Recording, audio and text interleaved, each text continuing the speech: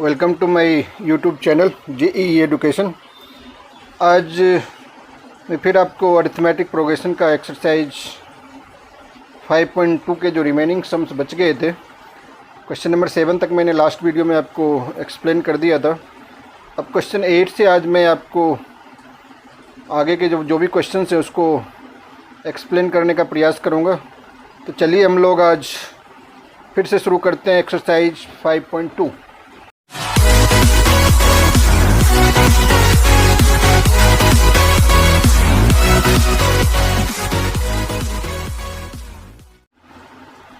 अब जो आप अपने स्क्रीन पे देख पा रहे हो क्वेश्चन नंबर 8, उसमें कह रहा है an AP consist of 50 terms of which third term is 12 and the last term is 106।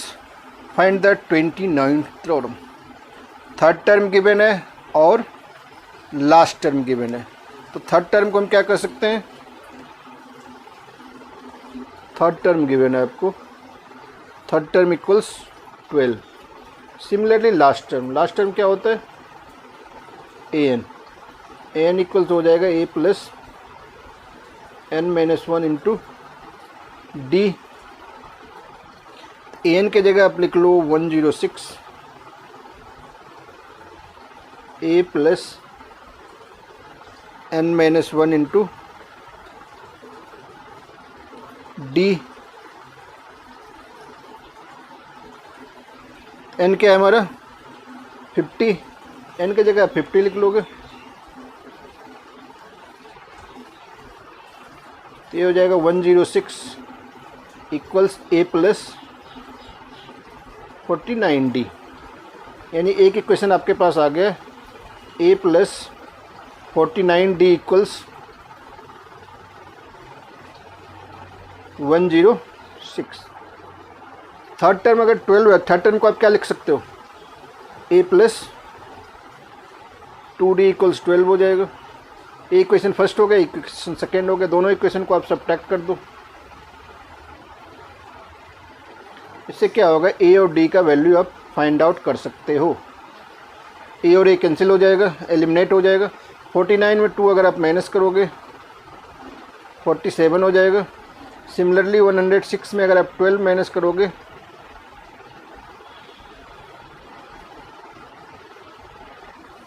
तो 94 हो जाएगा।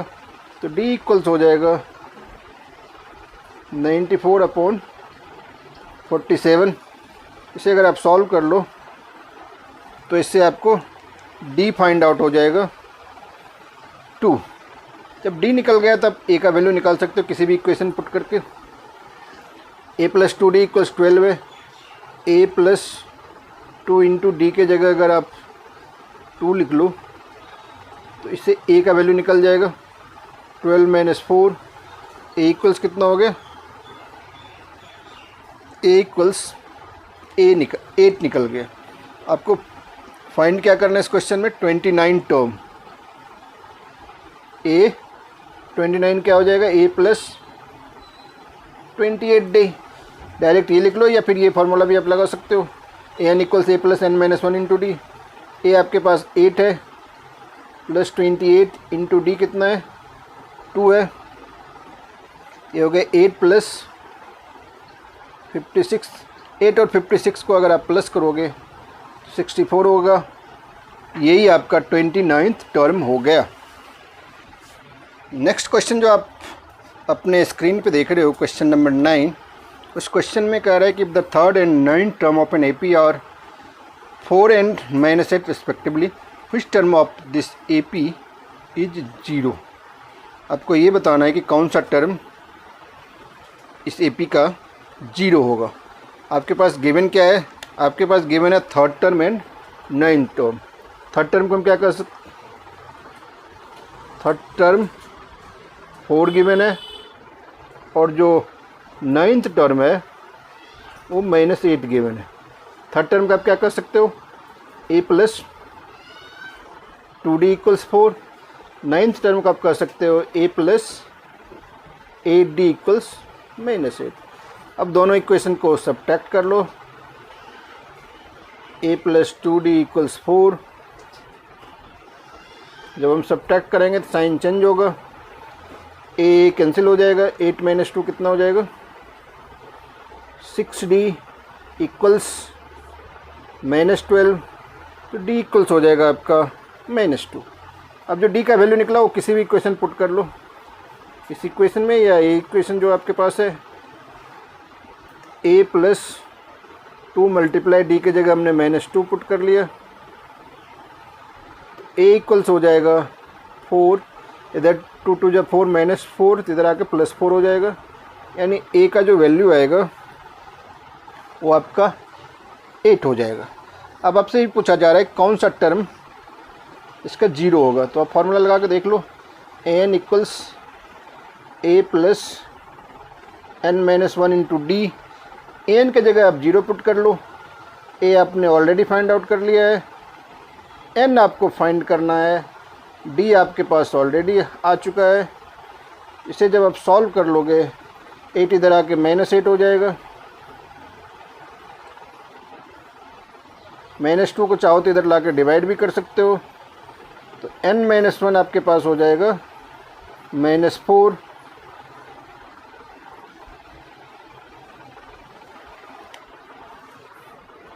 n-1 × -2 था, तो इधर आकर डिवाइड 2 नहीं होगा, डिवाइड क्या होगा -2 होगा। -2 से जब आप -8 में डिवाइड करोगे तो आपका आंसर -4 नहीं +4 आएगा, तो n इक्वल्स हो जाएगा आपका 4 + 1 यानी 5। तो फिफ्थ टर्म जो होगा, fifth term of this AP is 0। यही हो गया आपका क्वेश्चन नंबर 9 का सॉल्यूशन। अब जो नेक्स्ट क्वेश्चन आप अपने स्क्रीन पे देख पा रहे हो, क्वेश्चन नंबर 10, इसमें कह रहा है कि 17 term of an AP exceeds the 10th term by 7, find the common difference. इसमें आपको कॉमन डिफरेंस निकालना है, यानी D निकालना है। गिवन क्या है, गिवन कह रहा है कि 17 टर्म जो है वो 10th टर्म से 7 ज़्यादा है। तो 17 टर्म को आप क्या लिख सकते हो, a + 16D, और 10th टर्म को क्या लिखोगे आप, a + 9D। 17 term 10th term से 7 ज़्यादा है, तो अगर इसमें आप 7 प्लस कर दोगे दोनों क्या हो जाएगा, इक्वल हो जाएगा। अभी a और a कैंसिल हो जाएगा, तो आपके पास क्या बचेगा 16D। चाहो तो इधर आप 9D भी माइनस कर सकते हो लाके, इक्वल 7। 16 में अगर 9D माइनस करोगे तो क्या आएगा आपके पास 7D = 7, देयरफॉर D = 7/7। 7 में 7 से डिवाइड करोगे तो क्या आंसर आएगा 1 आएगा, therefore the common difference is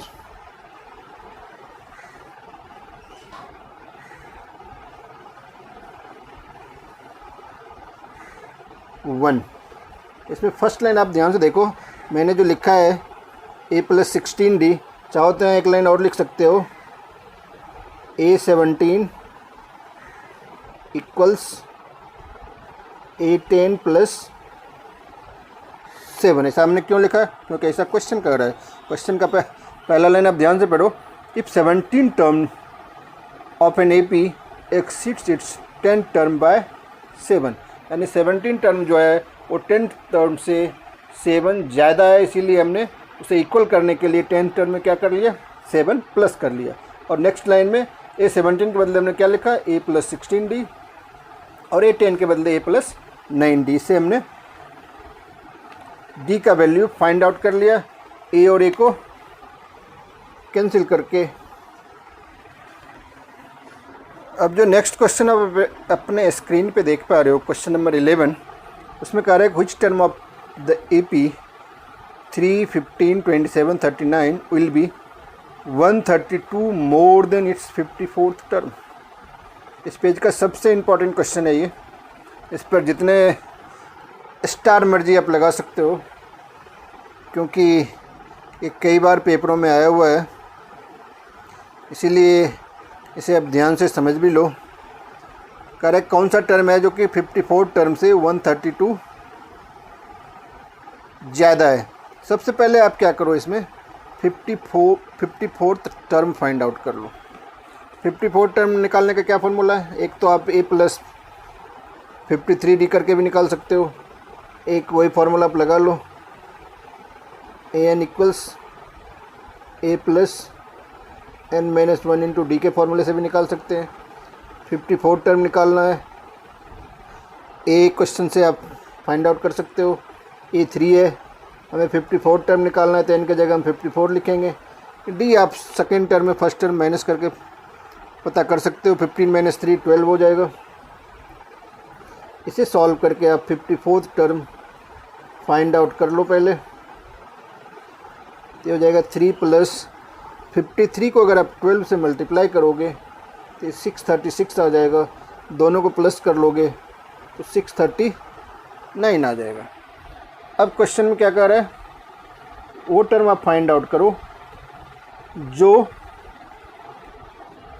54th term से 132 मोर है, यानी ज़्यादा है। 34 टर्म क्या है हमारा, 639 है, उससे 132 मोर होना चाहिए, इसीलिए हमने प्लस क्या कर दिया 132 इक्वल्स जो ए का वैल्यू आपने पहले पुट किया वही यहाँ भी पुट कर लो। एन आपको फाइंड आउट करना है, डी आपके पास ऑलरेडी गिवन है। इसे जब आप सॉल्व कर लोगे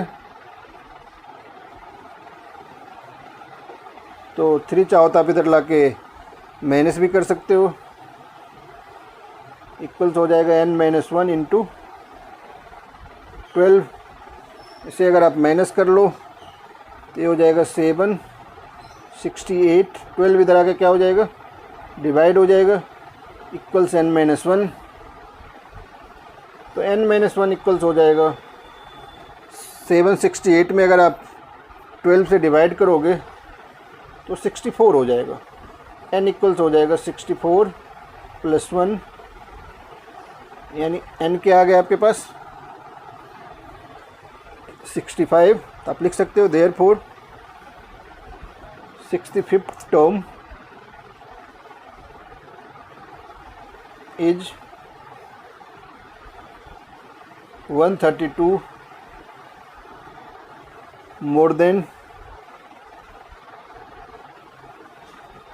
54th टर्म।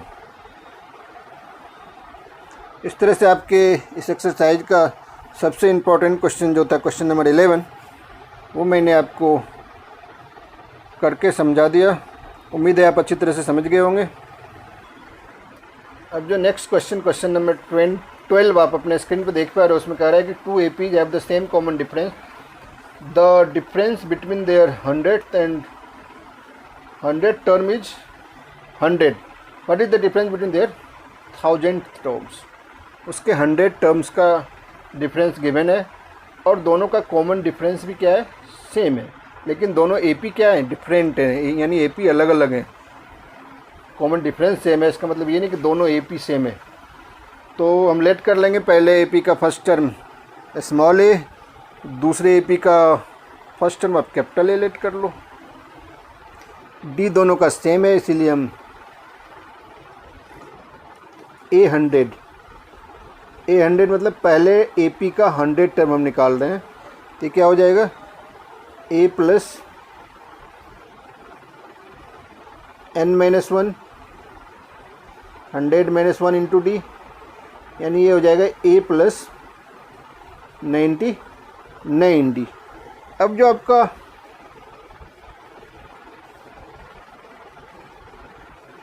दूसरा AP है उसका 100 टर्म अगर निकालेंगे, अगर उसको हम कैपिटल A मान लें फर्स्ट टर्म को, A प्लस 99D हो जाएगा। अब दोनों का जो डिफरेंस है वो 100 है, तो आप ऐसे लिख सकते हो A plus 99D minus A plus 99D equals 100। इसे अगर आप सॉल्व कर लो तो हो जाएगा A plus 99D minus A minus 99D equals 100। A 99 cancel हो जाएगा, ए माइनस ए इक्वल्स हो जाएगा 100। इसे अगर इस क्वेश्चन फर्स्ट मान लो। अब क्या कर रहा है, difference between their 1000 terms, 8000 minus 8000, दोनों का हम 1000 टर्म निकालते हैं। 8000 क्या हो जाएगा, ए प्लस 999D हो जाएगा। डिफरेंस निकालना है तो माइनस दूसरे एपी का ए माइनस इसका भी यही होगा, ए प्लस 999D। अब इसे सॉल्व कर लो आप, ये हो जाएगा A plus 999D minus bracket open कर लो 999D। तो 999 कैंसिल हो जाएगा, हमारे पास क्या बचेगा, ए माइनस ए हमने पहले ही फाइंड आउट कर लिया 100 फ्रॉम फर्स्ट, यानी 1000 टर्म का जो डिफरेंस है 8000 माइनस 8000, यानी दोनों एपी के 1000 टर्म का डिफरेंस क्या आ जाएगा, इसके डिफरेंस भी आ जाएंगे 100। यही हमारा आंसर और सॉल्यूशन हो गया क्वेश्चन नंबर 12 का। अब जो नेक्स्ट क्वेश्चन आपका है क्वेश्चन नंबर 13, ये भी आपके स्क्रीन पर दिख रहा होगा।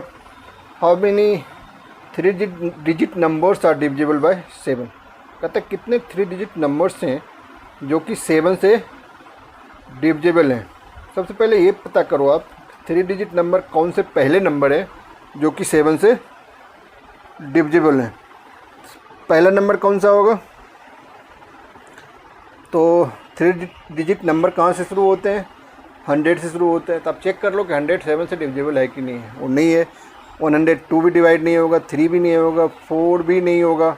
104 के बाद 105 जो है वो आपका डिविजिबल हो जाएगा किससे, 7 से। तो डिवाइड करके ही आपको चेक करना पड़ेगा ट्रायल एंड एरर मेथड से। और नेक्स्ट जब पहला नंबर 105 3 डिजिट नंबर है जो कि 7 से डिविजिबल होगा, तो नेक्स्ट नंबर इसमें 7 प्लस करते जाओ। इस तरह से आप इसके एपी बना सकते हो। लेकिन अब लास्ट पता कर लो कि लास्ट कौन होगा जो कि 7 से डिविजिबल होगा। तो 3 डिजिट का सबसे लास्ट नंबर क्या होता है, 999। उसमें 7 से डिवाइड करोगे तो डिविजिबल नहीं होगा। उसी तरह से 998 में कर लो, 997, 996, 995, 994। इसमें सारे में अगर चेक करोगे तो एक ही नंबर है 994 जो कि 7 से डिविजिबल हो गई। ये आपको ट्रायल एंड एरर मेथड से ही ट्राई करके ही पता करना पड़ेगा वो कौन सा है। इससे आपको क्या पता चल गया, ए आपको पता चल गया 105, डी आपको पता है 7 और एन आपको पता चल गया है 994। अब जो आपके पास फॉर्मूला है N equals A plus N minus 1 into D के फॉर्मूले से आप एन निकाल लो, वही आपका इस क्वेश्चन का आंसर हो जाएगा। ए की जगह आप 105 प्लस एन तो आपको फाइंड आउट करना है, डी आपके पास ऑलरेडी गिवन है 7। इसे जब आप सॉल्व करोगे 104 इधर आके 105 इधर आके माइनस हो जाएगा, इधर n माइनस 1 इंटू 7। 994 में अगर 105 माइनस कर लोगे ये हो जाएगा 889। 7 इधर आके क्या हो जाएगा, डिवाइड हो जाएगा, equals n minus 1। n minus 1 equals हो जाएगा 889 में अगर आप 7 से मल्टीप्लाई कर 7 से डिवाइड करोगे तो 7 1 जा 7, 7 2 जा 14, 7 7 जा 29। n इक्वल्स हो जाएगा 127 प्लस 1, तो n इक्वल्स हो गया 128। Therefore 128 3 digit number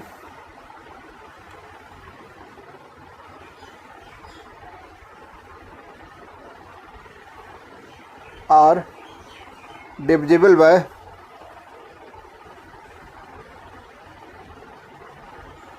7। इस तरह से आपका जो क्वेश्चन नंबर 13 था वो भी कंप्लीट हो गया। अब जो नेक्स्ट क्वेश्चन नंबर 14 आप देख रहे हो अपने स्क्रीन पे, उसमें कह रहा है कि how many multiples of 4 lie between 10 and 250। Multiple भी वही होता है जो अभी डिविजिबल में आपने यूज किया था, उसी वे से इसको भी करोगे। यानी 4, 10 और 250 के बीच में कौन कौन से नंबर हैं जो कि 4 से डिविजिबल है। मल्टीपल भी डिविजिबल ही होता है, 4 के जो भी मल्टीपल होंगे वो 4 से ऑब्वियसली जो है वो डिविजिबल होंगे। तो 10 और 250 के बीच के नंबर लेने आपके, यानी 10 और 250 उसमें इंक्लूड नहीं होगा। ऐसे भी 10 और 250 जो है वो 4 से डिविजिबल नहीं है, 4 का वो मल्टीपल नहीं है। तो 4 के बाद 10 के बाद जो फर्स्ट नंबर होगा जो कि 4 से डिविजिबल होगा, जो कि 4 का मल्टीपल्स होगा, वो कौन सा होगा? First number. 10 के बाद पहला जो नंबर आपका होगा 11 तो 4 से डिविजिबल होता नहीं है। 12 4 से डिविजिबल होता है, पहला 12 होगा। नेक्स्ट क्या होगा? 16 होगा, फिर 20 होगा। इसी तरह से आपको लास्ट नंबर फिर फाइंड आउट करना है। 250 से पहले लास्ट नंबर कौन सा होगा जो कि 4 से डिविजिबल होगा? 249 नहीं होगा, 248 हो जाएगा। आपको पता चल गया इससे। अब वही फार्मूला आप लगा दो, an equals a plus n-1 into D. an की जगह आप क्या लिखोगे? 248, a 12, n तो आपको फाइंड आउट करना है, d आप फाइंड कर सकते हो सेकेंड टर्म में फर्स्ट टर्म को माइनस करके। 248, 12 इधर आके माइनस हो जाएगा, इक्वल्स n-1 इंटू 4। अब आप क्या करोगे? 248 में सबसे पहले 12 माइनस कर लोगे, ये हो जाएगा 236। 4 उधर मल्टीप्लाई, इधर आके डिवाइड कर सकते हो आप। तो n-1 आपको क्या आ जाएगा? 4 से 236 को आप डिवाइड कर लो, 59 हो जाएगा। तो n इक्वल्स हो जाएगा 59 प्लस 1, यानी n आपका आ जाएगा 60। आप लिख सकते हो देयरफॉर देयर आर 60 मल्टीपल्स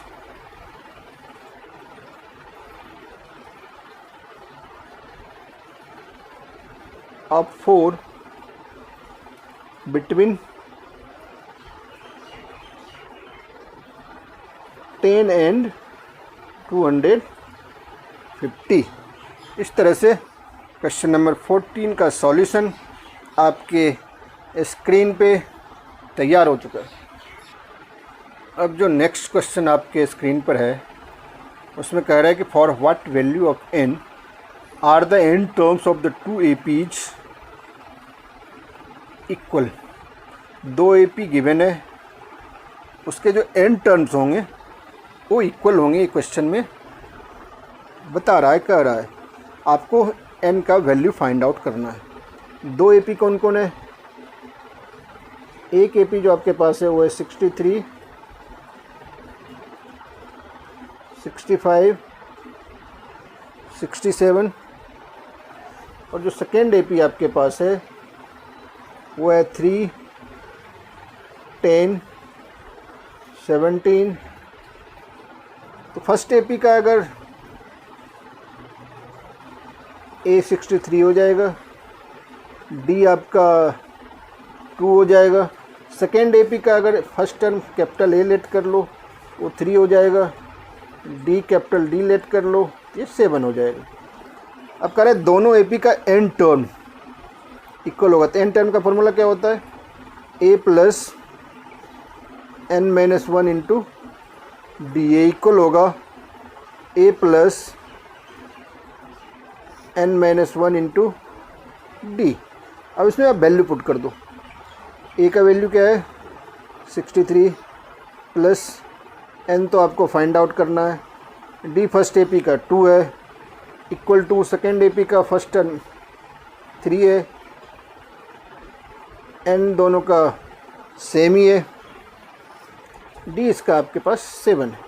इसे आपको सॉल्व करना पड़ेगा। तो ये हो जाएगा 63 प्लस 2 को n से मल्टीप्लाई कर लो, 2n माइनस 2। सिमिलरली इधर भी वही काम करेंगे हम, 3 plus 7 into n 7n, 7 into 1 7। तो ये हो जाएगा 2n प्लस 63 में अगर 2 आप माइनस करोगे तो हो जाएगा 61। सिमिलरली इधर 7n है, 7 में अगर 3 माइनस करोगे तो ये हो जाएगा आपका -4। अब क्या करो, आप n टर्म को एक तरफ कर लो, -4 इधर आकर प्लस हो जाएगा, 2n इधर आके माइनस हो जाएगा। 7 में 2n अगर आप माइनस कर लोगे 5n इक्वल्स हो जाएगा 65। तो n इक्वल्स हो जाएगा 65/5, यानी n क्या हो गया आपका 13। देयरफॉर 13th टर्म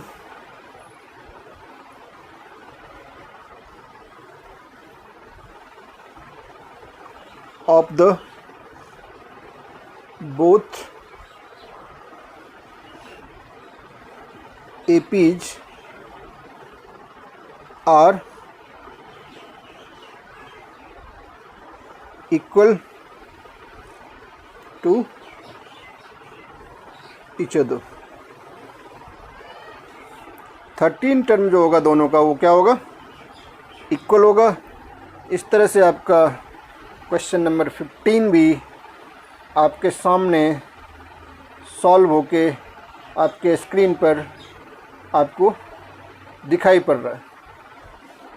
अब जो नेक्स्ट क्वेश्चन आप अपने स्क्रीन पर देख पा रहे हो, क्वेश्चन नंबर 16, उसमें कह रहा है determine the AP whose third term is 16 and seventh term exceeds the fifth term by 12। Third term आपके पास गिवन है, थर्ड टर्म कितना गिवन है, थर्ड टर्म गिवन है 16, और कह रहा है जो सेवन्थ टर्म है, सेवन्थ टर्म को क्या कहते हैं, पहले ये 7 ही लिख लो, seventh term exceeds the fifth term. Seventh term जो है वो फिफ्थ टर्म से 12 ज़्यादा है। अगर फिफ्थ टर्म में हम 12 प्लस कर लेंगे तो सेवन्थ टर्म के क्या हो जाएगा, इक्विवेलेंट हो जाएगा। अब A3 के बदले में क्या लिख सकते हैं, A plus 2D equal 16। Similarly seven term को बदले में क्या लिख सकते हैं, A plus 6D। Fifth term को बदले क्या लिख सकते हैं, A प्लस 4D प्लस 12। अब चाहो तो यहाँ A और A को कैंसिल करके D फाइंड आउट कर सकते हो। A और A कैंसिल हो गया, आपके पास क्या बच जाएगा, 6D minus 4D equals 12, 2D equals 12 हो जाएगा। Therefore D equals 6। D का जो वैल्यू है इसमें अगर आप पुट कर लो, आप A plus 2 into 6 equals 16। A equals क्या हो जाएगा, 16 माइनस 12, A इक्वल्स 4। आपके पास A हो गया, आपके पास D हो गया। देयरफॉर AP विल बी, आपकी AP क्या होगी, फर्स्ट टर्म 4, 6 बढ़ाते जाओ, आप 6 प्लस करते जाओ, सेकेंड टर्म 10 हो गया, 16 हो गया, 22 हो गया। यही हमारा आपका क्या हो गया, रिक्वायर्ड AP हो गया, जो क्वेश्चन में हमें फाइंड आउट करना था। इसमें 3-4 टर्म लिख के दिखा दो, क्योंकि टर्म अगर आप लिखना शुरू करोगे तो टर्म कभी एंड तो होंगे नहीं, इसीलिए 3-4 टर्म लिख के आप छोड़ दिया करो, डॉट डॉट लगा दिया करो। इस तरह से आपका क्वेश्चन नंबर 16 भी कंप्लीट हो गया। अब जो नेक्स्ट क्वेश्चन आपके स्क्रीन पे है 17 क्वेश्चन नंबर, ये भी कम इम्पॉर्टेंट क्वेश्चन नहीं है, ये भी बहुत ज़्यादा इम्पॉर्टेंट है, इसीलिए आप इसको भी मार्क कर सकते हो एज ए इम्पॉर्टेंट क्वेश्चन। तो इसमें कह रहे find the 20th term from the last term of the AP। अभी तक आप जितना भी टर्म फाइंड आउट करते थे वो फ्रॉम द लास्ट नहीं करते थे, from the starting point, from first term से लेकर नेक्स्ट टर्म के बीच के टर्म निकालते थे। अब उल्टा निकालना है, यानी लास्ट से निकालना है, अंतिम से 20वां टर्म। अंतिम से 28 टर्म हमें निकालना है। इसको आप कैसे फाइंड आउट करोगे? तो इसके कई सारे मेथड हैं, लेकिन मैं जो मेथड अब बच्चों को बताता हूँ, जो मुझे सबसे इजी लगता है, वही मैं करने जा रहा हूँ। जो आप एपी देख रहे हो, आपके पास जो एपी क्वेश्चन में गिवन है वो क्या है? आपके पास जो एपी है वो है 3, 8, 13, 253। उसका मतलब क्या है? फर्स्ट टर्म 3 है और डी कितना है? 8 में अगर आप 3 माइनस करोगे तो 5 होगा, यानी डी 5 है। इसी को अगर आप उल्टा करके लिख लो, 253 को हमने पहले लिख लिया, 253 पहले कौन सा नंबर आएगा? वही नंबर आएगा जो इससे 5 कम हो। इसमें 5 कम कर लो आप, तो हो जाएगा 248। सिमिलरली इसमें भी 5 कम कर लो, 243। ऐसे करके लास्ट में आपका क्या आ जाएगा? लास्ट में ही आ जाएगा 3। ये हमने क्या कर लिया? रिवर्स ऑर्डर में लिख लिया जो हमारे पास एपी गिवन था, क्योंकि हमें जो 28 टर्म निकालना है वो लास्ट से निकालना है, अंतिम से। अब जो हमारे पास एपी है उसमें ए क्या हो गया? 253 हो गया। डी क्या हो गया? अब डी 5 नहीं रहा हमारा, अब क्या हो जाएगा? -5 आ गया। अब सेम 28 टर्म निकालना है, तो वही एन का फॉर्मूला लगा दो, ए प्लस n-1 इंटू डी। जब भी फ्रॉम द लास्ट रहेगा कोई भी टर्म निकालने के लिए, तब ऐसे कर लिया करो। ए की जगह हम क्या लिखेंगे? ए की जगह हम 253 लिखेंगे। हमें 28 टर्म निकालना है, तो ये 20 हो जाएगा, प्लस एन की जगह भी हमें 20 ही लिखना पड़ेगा, डी की जगह -5। ये हो जाएगा 253। अब 20 - 1 कितना होता है? 19। 19 को 5 से मल्टीप्लाई कर लो, -95 हो जाएगा। अगर इसको आप माइनस कर लोगे, ये हो जाएगा 158। Therefore 28 term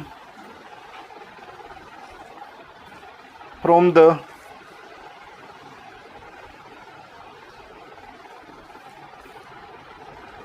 the last term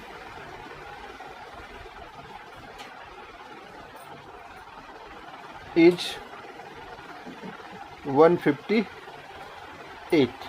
यही आपका इस क्वेश्चन का सॉल्यूशन हुआ। अब जो नेक्स्ट क्वेश्चन आप अपने स्क्रीन पे देख रहे हो, उसमें कह रहा है the sum of 4th and 8th term of an AP is 24 and the sum of 6th and 10th term is 44। Find the first 3 terms of the AP. Question के अनुसार जो कह रहा है वो करते जाओ आप। क्वेश्चन में कह रहा है कि 4th और 8 का सम। 4th टर्म हमारा क्या हो जाएगा?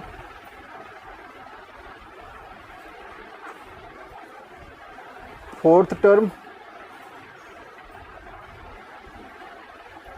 प्लस 8th टर्म का जो सम होगा वो 24 है। पहला तो ये कह रहा है। दूसरा क्या कह रहा है? दूसरा कह रहा है 6 टर्म, यानी A6 plus 10 term A10 equals 44। 4th term को आप क्या लिख सकते हो? A plus 3D। 8th term को क्या लिख सकते हो? A प्लस 7D इक्वल्स 24 हो गया। सिमिलरली 6 टर्म को आप क्या लिख सकते हो? A plus 5D।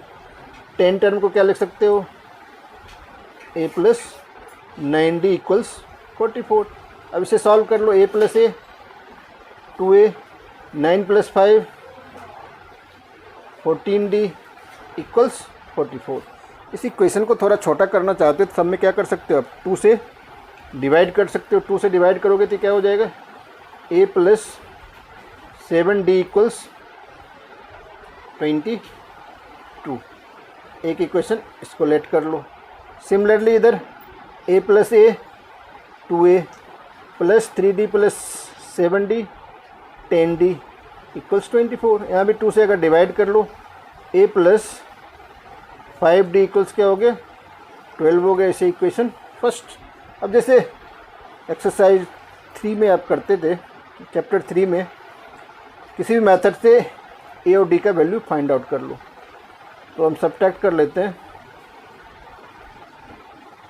Subtracting equation first from second. First को सेकेंड में सब्ट्रैक्ट कर लेते हैं। सेकेंड हमारा क्या है, A plus 7d equals 22। First equation आपका A plus 5d equals 12। Subtract करना है तो साइन आपको चेंज करना ही पड़ेगा। 7d में 5d माइनस कर लोगे तो 2d इक्वल्स, तो d इक्वल्स क्या हो जाएगा, d इक्वल्स 5 हो जाएगा। ये वैल्यू किसी भी इक्वेशन में पुट कर लो। Putting this value of d in equation first में आप d का वैल्यू पुट कर दो। फर्स्ट इक्वेशन आपका क्या है, a plus 5d equals 12। a plus 5 into 5, इसे अगर आप सॉल्व कर लो, a इक्वल्स क्या हो जाएगा, 12 माइनस 25। तो a आपका आ जाएगा -13। आपको AP बनाना है। क्या बनाना है, therefore the first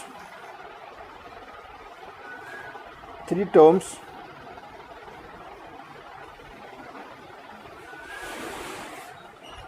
of this AP आर, फर्स्ट तो -13 ही हो जाएगा, उसमें +5 कर लो, -8 और -3।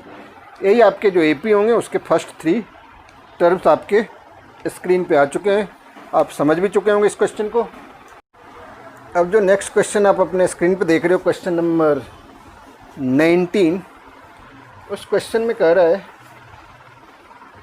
Subba Rao started work in 1995 at an annual salary of rupees 5,000 and received an increment of rupees 200 each year. In which year did his income reach rupees 7,000? पहले उनकी salary कितनी थी, पहले जो उनकी सैलरी थी वो थी 5,000। 1995 में जब उन्होंने काम स्टार्ट किया था, वर्क स्टार्ट किया था, तब उनकी सैलरी थी 5,000।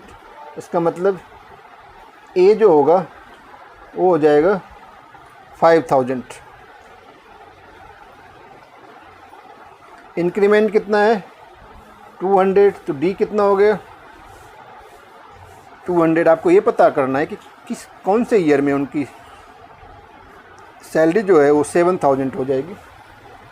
आप वही फार्मूला लगा दो, A N equals A plus N minus 1 into D.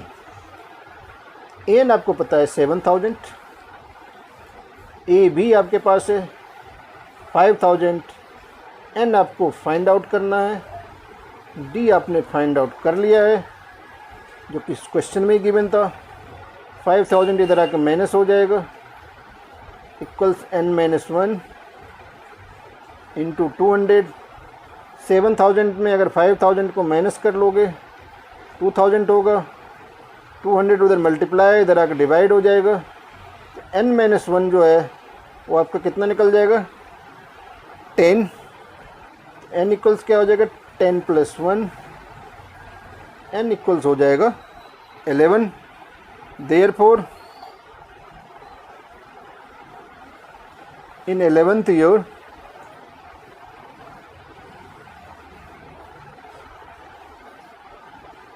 his salary